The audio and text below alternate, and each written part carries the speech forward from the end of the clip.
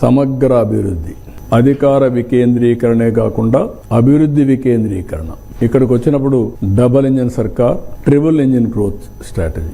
ఇక్కడ మేము తీసుకునేది మీరు చూస్తే డబుల్ ఇంజిన్ సర్కార్, కేంద్రం రాష్ట్రం రెండు ప్రభుత్వాలు కలిసి ట్రిపుల్ ఇంజిన్ స్ట్రాటజీ గ్రోత్.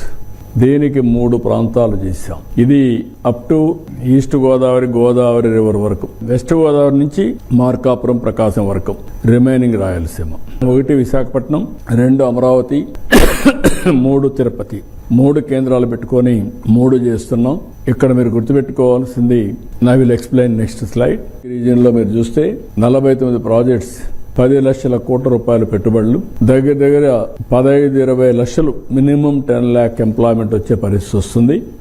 దాని కింద వచ్చినప్పుడు ఎంప్లాయ్మెంట్ 8-10 లక్షలు మోడరేట్గా ఇచ్చాం. న్యూ జాబ్స్ గా ఇన్వెస్ట్మెంట్, అదే మరి న్యూ జాబ్స్ 10 లక్షలు ఇచ్చాం. రీజనల్ జీడిపి 6-7 lakh crores ఇదవుతుంది. We are Visakhapatnam economic region will unlock one of the largest regional investment in India.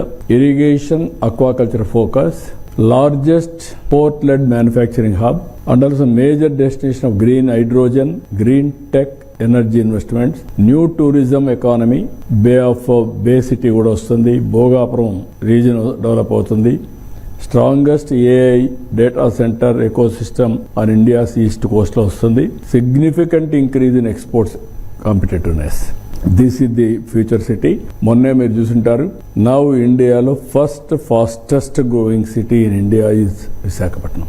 That is the brand we are able to establish. More safest for women is Visakhapatnam.